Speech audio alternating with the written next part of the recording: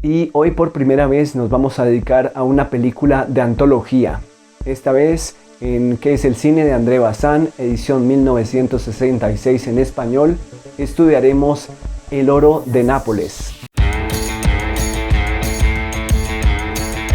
Este texto apareció originalmente en el número 48 de Cahiers du Cinéma en 1955. En ese texto básicamente André Bazin nos ofrece su balance de este largometraje compuesto por 6 historias cortas, todas dirigidas por Vittorio De Sica. Bazin comienza el texto haciendo un breve comentario de las películas anteriormente dirigidas por Vittorio De Sica. Por muy extraño que pueda parecer a primera vista, Vittorio De Sica es un director maldito. Reconozco que esta afirmación reviste un carácter de paradoja debido al equívoco mantenido tanto por la popularidad de De Sica actor como por la importancia crítica concedida a Ladrón de bicicletas o Ladrones de bicicletas. Pero basta con reflexionar un poco para darse cuenta de que Milagro en Milán no ha logrado más que ser oficialmente considerada como una buena película y Umberto D. ni siquiera eso. Las condiciones del estreno de este film en París bastaban ya por sí solas para condenarla al fracaso. En este canal ya tuvimos la oportunidad de acercarnos a aquellas películas mencionadas por Bazin. Dedicamos un texto a Ladrón de bicicletas, otro texto a De Sica y Milagro en Milán y otro texto también dedicado a Umberto D. Hoy en este texto André Bazin se acerca a algunas apreciaciones críticas de lo que para él son los jóvenes críticos, hablando acerca de esta película El oro de Nápoles. Dice Bazin: resulta de buen tono entre la crítica joven arrastrar a De Sica por el barro, y estoy dispuesto a reconocer que no deja de presentar blanco para algunas graves acusaciones, pero convendría de todas formas, antes de condenarle, explicarse por qué los jurados de los festivales, la mitad de la crítica tradicional y el público en general desdeñan o desprecian, no digo ya sus films más ambiciosos como Umberto D., sino hasta sus producciones de compromiso como Estación Termini y L'oro di Napoli o El oro de Nápoles. Esto es lo más extraño.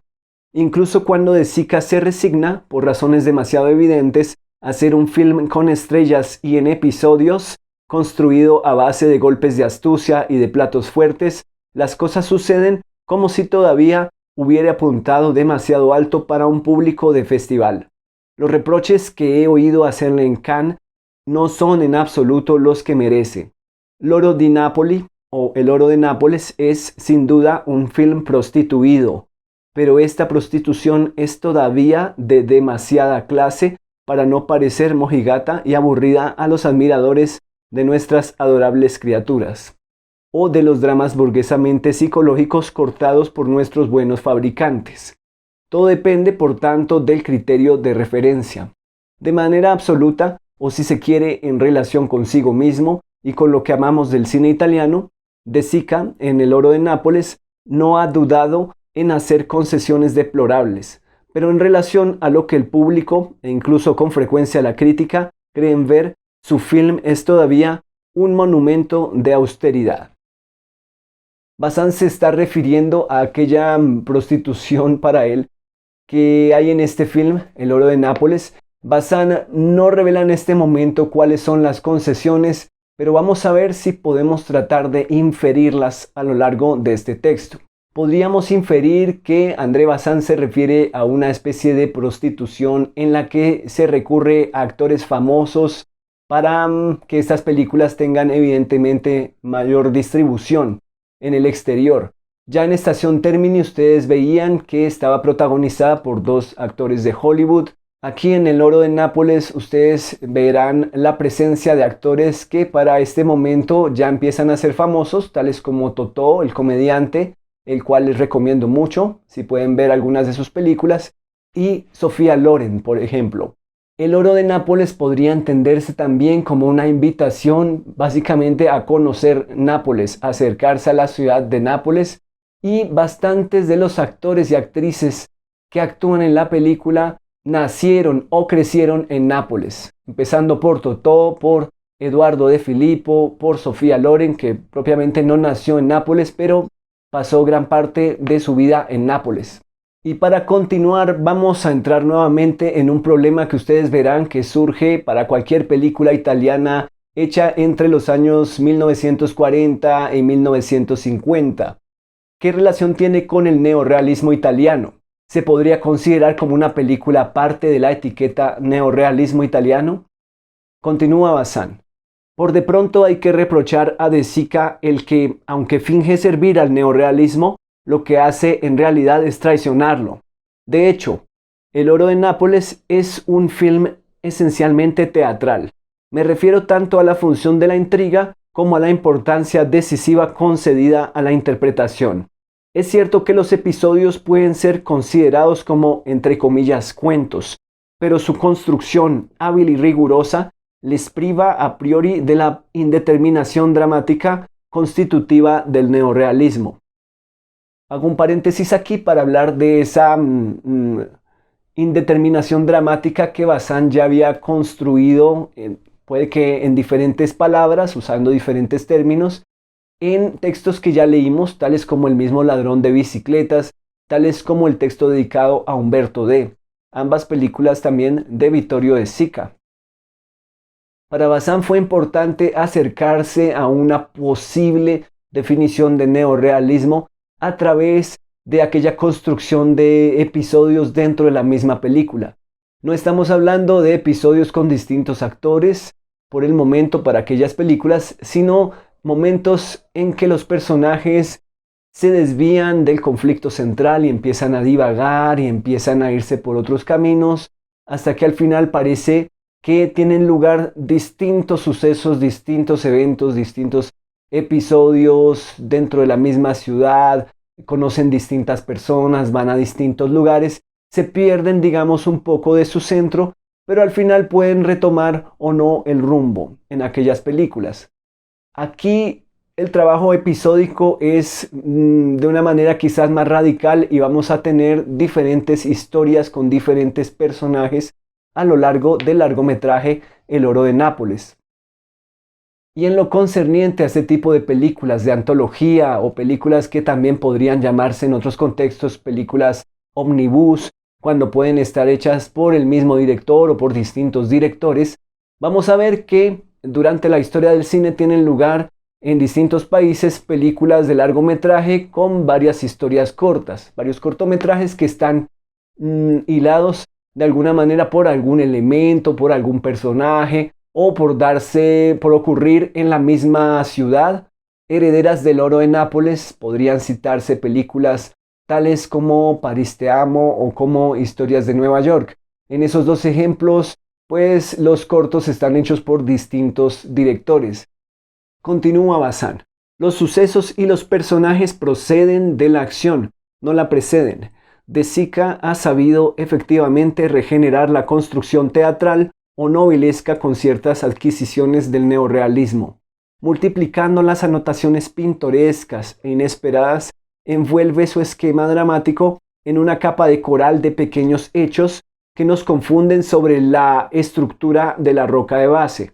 De Sica sustituye al neorrealismo, que niega por esencia las categorías dramáticas, por una microdramaturgia que sugiere la ausencia de acción, pero al hacerlo pone de manifiesto una maquinaria teatral todavía más complicada.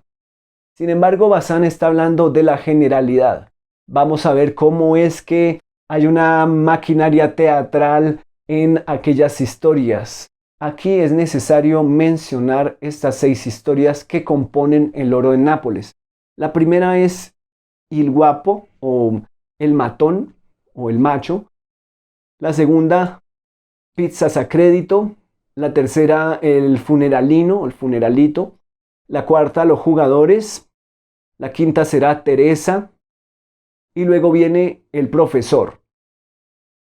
En cada una de ellas vamos a ver cómo más o menos se aplica esta idea de la maquinaria teatral, que según Bazán es aplicada por Vittorio De Sica. Dice Bazán: quizá por esto mis preferencias van al episodio que se considera generalmente como más indecente, Me refiero a la partida de cartas porque es también aquel en el que las fuentes escénicas están menos disimuladas. Esta historia del varón maníaco a quien la baronesa ha prohibido jugar y que se ve reducido a jugarse la chaqueta y las gafas con el hijo de su portero es una farsa concebida para el lucimiento de los actores.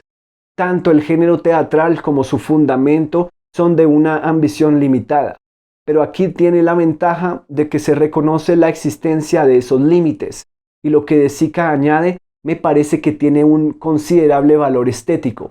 Siempre es mejor entregar más de lo prometido que dar solo la impresión de satisfacer unas ambiciones engañosas.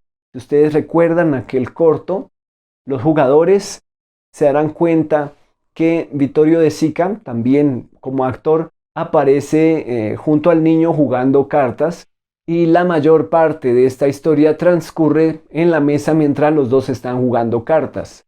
Podríamos pensar en una especie de pieza teatral, en un acto.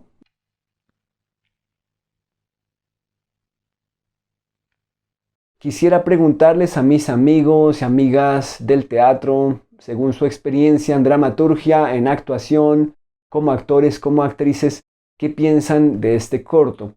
¿Qué es lo cinematográfico, qué es lo teatral en este corto específico de los jugadores? Aquí hago yo un paréntesis para rescatar un aspecto teatral que tiene toda la película y es ese teatro social, digámoslo así, que tiene lugar en algunos espacios muy puntuales en la película, en algunos vecindarios, en algunas casas de inquilinato, en algunas fachadas, en algunas cuadras de aquellos barrios que aparecen en El Oro de Nápoles. Tienen lugar algunos sucesos en plena calle y los vecinos salen por las ventanas, salen por la puerta o concurren, llegan a ver qué es lo que está ocurriendo. Parecería que tiene lugar una especie de teatro público en donde concurren espectadores también y actores y actrices dentro de esa calle. Nos recuerda evidentemente el espectáculo teatral porque concurre el público y también están aquellos que son observados por dicho público, aquellos que son el centro de atención. En episodios como el del matón, Pizzas a crédito o el último, El profesor, tienen lugar estas acciones que desatan la reacción de un público que está a la expectativa en estas calles y que va a observar y que va a ser testigo de los acontecimientos que ahí van a ocurrir. Y por el contrario, el episodio de los jugadores tiene lugar en una mesa, en un espacio bastante cerrado la mayor parte del tiempo, en la cual la acción pues está centrada es en ese juego entre los dos jugadores, el varón que representa De Sica y el niño que resulta jugando mucho más que él. Acerca del episodio del funeralito, dice Bazán: inversamente admiro mucho, sin que me guste apenas, el episodio que tiene sin duda la preferencia de los autores. Me refiero al entierro del niño, suprimido por el distribuidor francés. De Sica y Sabatini han querido dar ahí una oportunidad al neorrealismo. En oposición a los otros sutilmente construidos, este se nos presenta como una especie de documental reconstruido. De Sica se limita a seguir el cortejo fúnebre de un niño muerto, el comportamiento de la madre, los pobres efectos escénicos que organiza a lo largo del recorrido para dar al último paseo de su hijo una especie de solemnidad a la vez trágica y alegre. Todo lo que no cristaliza jamás en, entre comillas, acción, sostiene sin embargo de un extremo a otro nuestro interés. Y aquí hago un paréntesis para decir que en este corto, esta madre del niño que va en el ataúd en la procesión está organizando a su manera también un espectáculo. También tiene esta madre, como lo dice Bazán, una serie de efectos que ella va desatando y que va provocando en las personas que van al lado acompañándola. Recordemos el momento en que lanza las almendras confitadas, estos dulces, para que los niños pues se lancen a recogerlos. Entonces da la impresión de que toda la procesión, todo el funeral también va a ser parte de una especie de teatro, una especie de puesta en escena también organizada por aquella señora. Continúa Bazán. Este extraordinario plato fuerte pertenece teóricamente a la misma familia estética que la secuencia del despertar de la criada en Humberto D. ¿De dónde nace entonces mi malestar? Sin duda de la contradicción moral entre el tema y la habilidad casi indecente de la puesta en escena. Un tal control de los propios medios y de sus efectos, cuando la materia y los personajes sugieren más bien la simpatía y la piedad, tiene algo de irritante. Aquí Bazán menciona nuevamente la secuencia del despertar de la criada, que ya lo habíamos analizado cuando estudiamos el texto de Humberto D. Si ustedes tienen presente esa secuencia, recordarán que vimos el recorrido de la criada, lo que hace completamente sola en la cocina, y también tiene lugar varios cambios de posiciones y de posturas físicas. Pero hay una gran diferencia, y es que aquella criada está totalmente sola en la cocina, y aquí, por el contrario, pues la señora está rodeada de estas personas que la están acompañando en la procesión. ¿Qué opinan ustedes de esta especie de analogía o relación que André Bazin construye entre estas dos secuencias? ¿Consideran que pertenece efectivamente, teóricamente, a la misma familia estética de la secuencia de la criada? ¿Qué quiere decir Bazin con la familia estética? Quiere decir con que hay un teatro de emociones, que un personaje representa como si hubiera un público, como pensando que existimos como público, o que tiene su público dedicado en ese momento, como en el funeralito. ¿Qué opinan ustedes de esta relación? ¿Consideran que es adecuada? ¿Consideran que sí efectivamente están relacionadas estéticamente?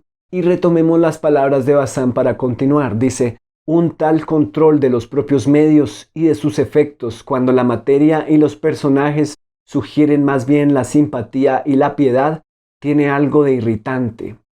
Pienso por contraste en el lirismo simple, eficaz y sincero de Dassin en el regreso de Stéphanois con el niño en Rififi. Si ustedes vieron la película Rififi, recordarán al final, los últimos 5 minutos básicamente de la película, el rescate que hace Stéphanois al hijo de su amigo, el cual estaba como rehén, y al momento en que tenían que intercambiar el niño, pues el padre se adelantó y entregó el dinero, y Stéphanois ya había rescatado al niño, por lo cual Stéphanois tiene que ir a ajustar cuentas con el último matón, y es herido, y así herido tiene que llevar al niño hasta su madre. Ese último viaje de Stéphanois herido con el niño en el auto es lo que Bazin está mencionando aquí. Dice: pienso por contraste en el lirismo simple, eficaz y sincero de Dassin en el regreso de Stéphanois con el niño.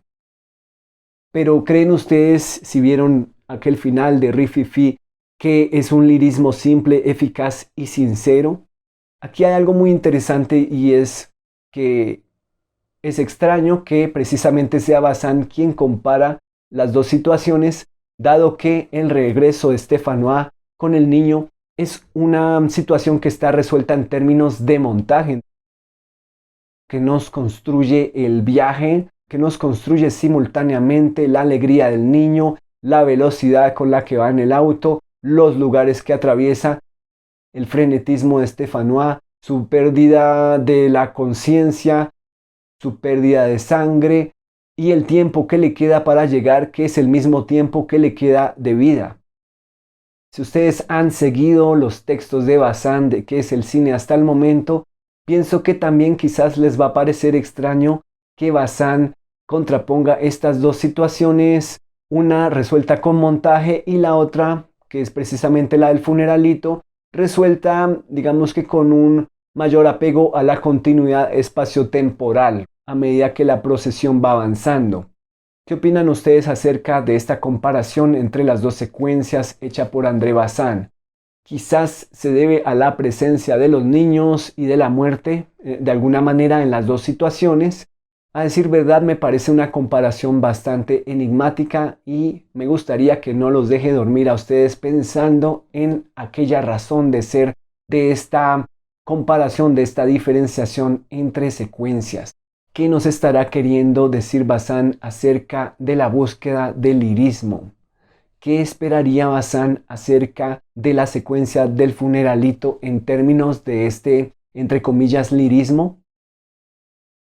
¿Cómo sería para ustedes el tono, entre comillas, adecuado o el lirismo adecuado para la situación que se desarrolla en el funeralito? Continúa Bazán. Puede verse que mis críticas no son benignas. No me impedirán, sin embargo, reconocer los méritos de El oro de Nápoles si me sitúo en un punto de vista relativo. Si el film no ha gustado en Cannes, quiere decir que esconde algo de bueno y de estimable. Hay que explicar la paradoja de su fracaso no por los defectos que acabo de señalar y que habrían, por el contrario, contribuido a su éxito, sino por la existencia en el corazón mismo de esa voluntad de llamar la atención de algunos valores de forma y de fondo que justifican una cierta admiración. Para empezar, habrá que hablar del oficio porque para poder criticar su uso hay que empezar por advertirlo. He de excusarme ante nuestros partidarios de Hitchcock y Hawks porque sé que voy a escandalizarles, pero es que El oro de Nápoles me hace justamente pensar en Hitchcock. Es cierto que la maestría de De Sica no se refiere a los mismos elementos de la puesta en escena. La estructuración de la imagen no juega más que un papel secundario, aunque todavía haya en el film un hallazgo inolvidable, el ascensor en la casa del barón. La puesta en escena se identifica aquí prácticamente con la dirección del actor, pero puede considerarse que el resultado es el mismo que en el caso de Hitchcock, en cuanto que nada parece escapar al control del director.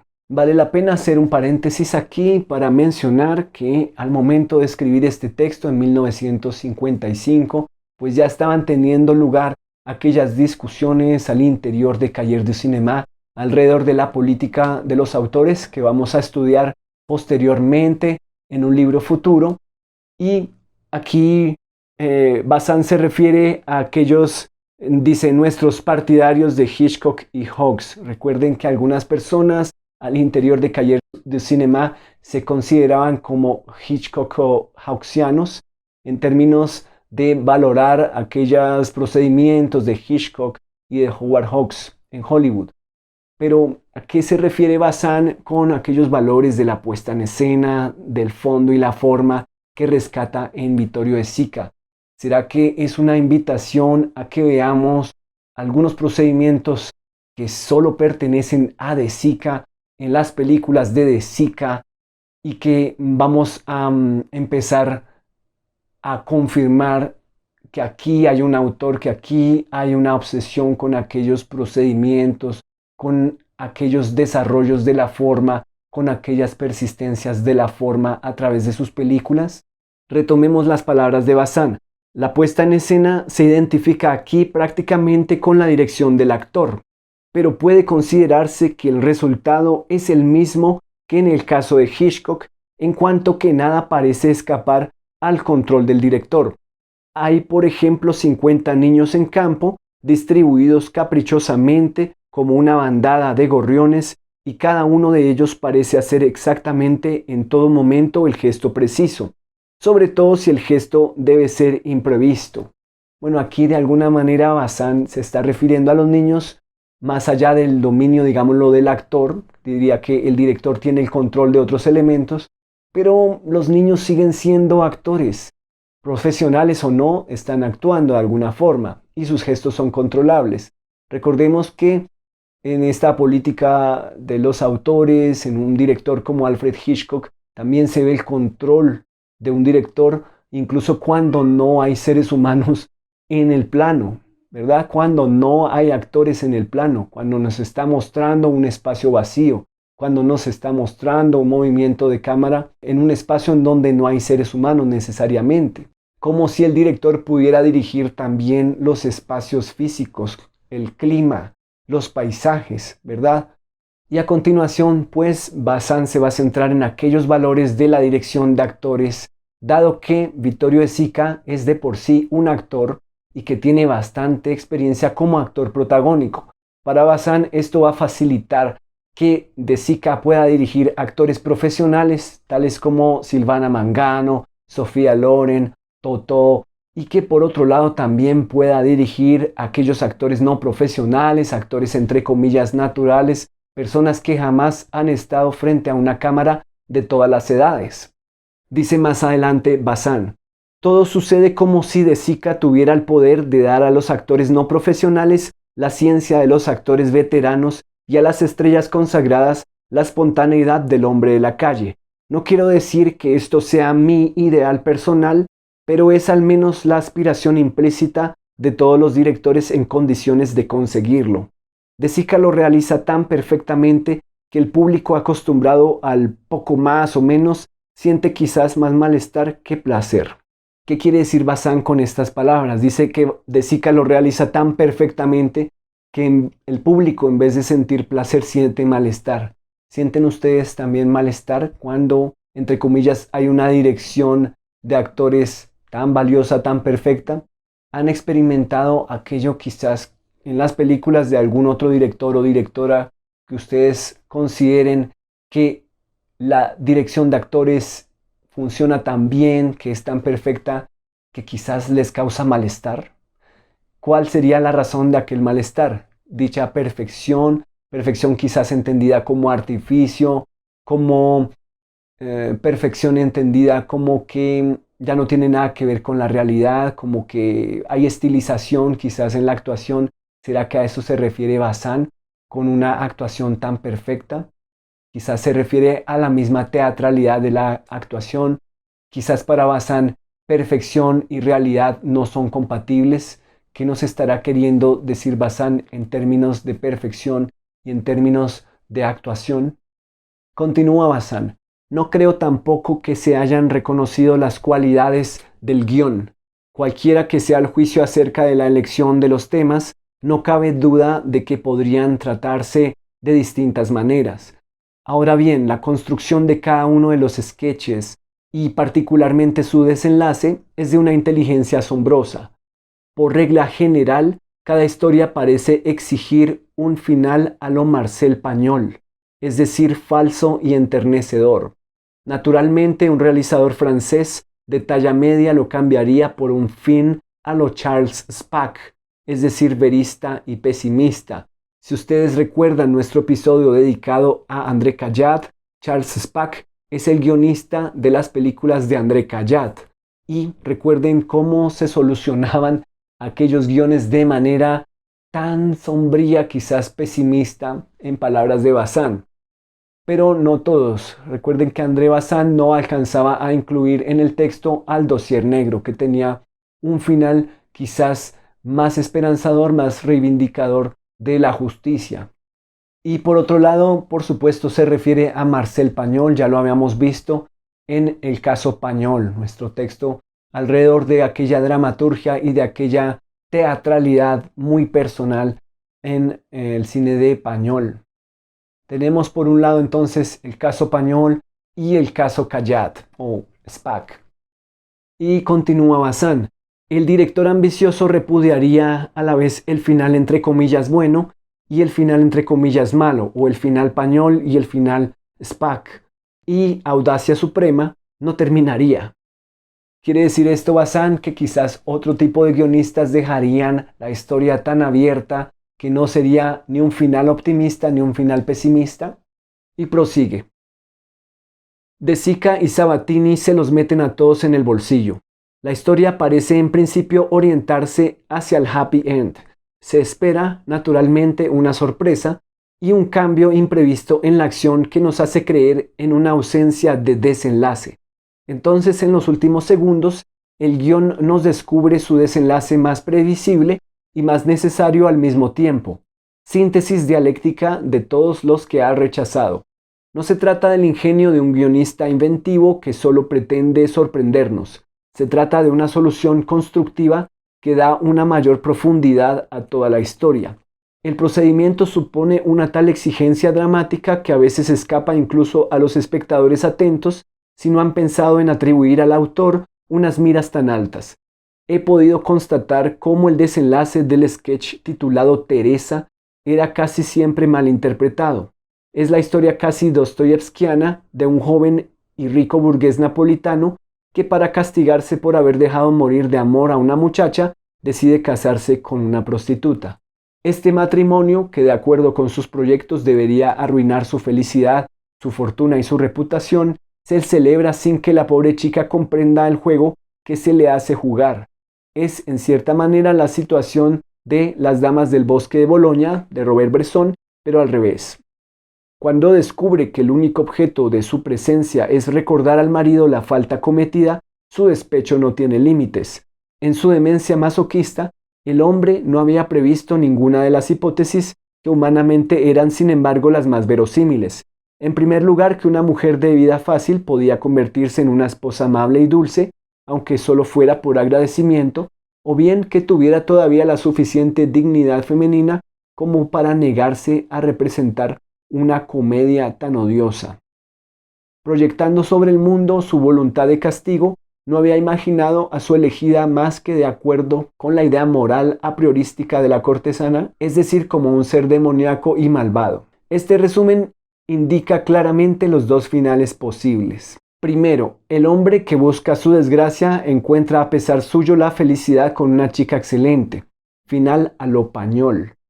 Segundo, la prostituta, herida en su orgullo de mujer, prefiere volver al callejeo a pesar de sus sueños de alcanzar una posición burguesa de confort y de castidad, final a lo Spack. En la película, después de la noche de bodas, la chica se escapa, pero después ya en la calle reflexiona y acaba volviendo. Si ustedes tuvieron la oportunidad de ver aquel episodio, el episodio de Teresa, protagonizado por Silvana Mangano, recordarán que efectivamente es toda la historia que nos cuenta Bazán y el final queda bastante abierto. ¿Qué ayuda a que el final quede abierto? Básicamente el plano general en el que ocurre.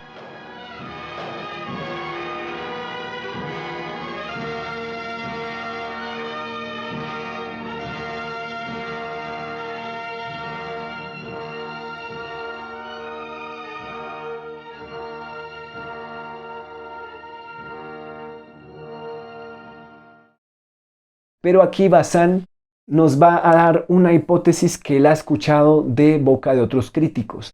Es una interpretación que al parecer puede generar bastantes divisiones y me gustaría que ustedes aportaran también de alguna manera sus propias interpretaciones en el contexto de sus círculos de amigos, en el contexto quizás académico, si tienen lugar estas discusiones alrededor de estas películas, de estos textos, daría lugar a discusiones bastante ricas desde unas perspectivas propiamente de dramaturgia y obviamente perspectivas de género. Luego más adelante continúa Bazán. Dice, me parece que el oro de Nápoles esconde todavía otras enseñanzas importantes, quizá en la misma medida en que el propósito de los autores es más o menos deliberadamente impuro, hay algunos aspectos de la conjunción de Sica, Sabatini, que aparecen en todo caso con mayor claridad. Señalaría en primer lugar que El oro de Nápoles es un film cruel. No me cabe la menor duda de que esta crueldad ha contribuido a desorientar al público del festival, acostumbrado a asociar el buen humor con la verborrea meridional. Nápoles tendría que ser una super Marsella. Yo mismo me parece he incurrido en especulaciones bastante ingenuas acerca del buen corazón de De Sica. Es cierto que el sentimentalismo tiende a desbordarse en todos sus films, pero mucho le será perdonado por la autenticidad de su crueldad. En arte lo reconozco, la bondad es fácilmente innoble. Charlotte puede serlo, en efecto, para quien no sepa discernir la ambigüedad de su corazón. La bondad no significa nada en sí misma, pero su asociación íntima y como necesaria con la crueldad tiene un sentido moral y estético en la medida en que la sola psicología es incapaz de proporcionar una explicación válida. No sé qué piensan mis amigos y mis amigas psicólogos y psicólogas acerca de las palabras de Bazán. ¿Considerarían que la psicología no es capaz por sí sola de proporcionar una explicación válida de que quizás en términos de moral, en términos de estética, en términos de arte y la creación de obras de arte, el problema se complejiza. ¿Qué opinarían ustedes?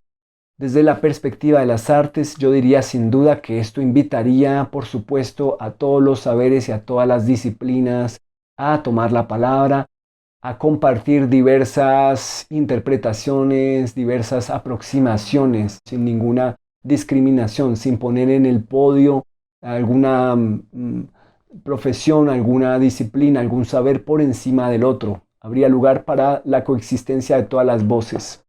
Ya para cerrar, Bazán dice: en todo caso, y esto me parece bastante claro, se advierte que el talento de director procede esencialmente de su talento de actor y que no es por naturaleza neorrealista. Si la colaboración Sabatini-De Sica ha sido fecunda, hay que atribuirlo quizás a la complementariedad de los contrarios. En esta unión, el escritor habría aportado el realismo y el director un profundo conocimiento de la manera teatral de realzar los hechos, pero su inteligencia o su capacidad les impedía añadirse el uno al otro. Han optado por combinarse sutilmente, o si se me permite la imagen, por emulsionarse. Teatralidad y realismo se han mezclado de manera tan hábil que su suspensión estética da la ilusión de un cuerpo nuevo que sería el neorrealismo, pero su estabilidad es insegura y ahora vemos bien cómo, en El oro de Nápoles, una gran parte de la teatralidad precipita en el fondo de la puesta en escena. Aquí vale la pena recordar también el texto que ya dedicamos a Milagro en Milán, película en la cual nos sorprendía totalmente la incursión de la fantasía, la incursión del absurdo, de la exageración, bastante en contravía de una definición realista de neorrealismo.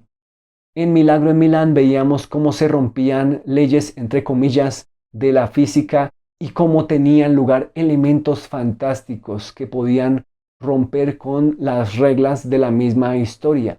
Estábamos ante una farsa fantástica en el cual tenían lugar, obviamente, las alegorías, las metáforas y las figuras poéticas, abriendo la interpretación hacia lugares que nos alejaban de la literalidad del realismo. Y nos damos cuenta, por supuesto, de lo complejo que es el ejercicio de la crítica y de cómo aproximarse a estas películas italianas, cuando algunas se podrían apegar a algunas características generales de lo que se podría conocer como neorrealismo, y otras películas están tratando precisamente de desafiar aquella etiqueta, aquella categoría y aquellas expectativas sobre lo que debe o debería ser un cine apegado a la realidad.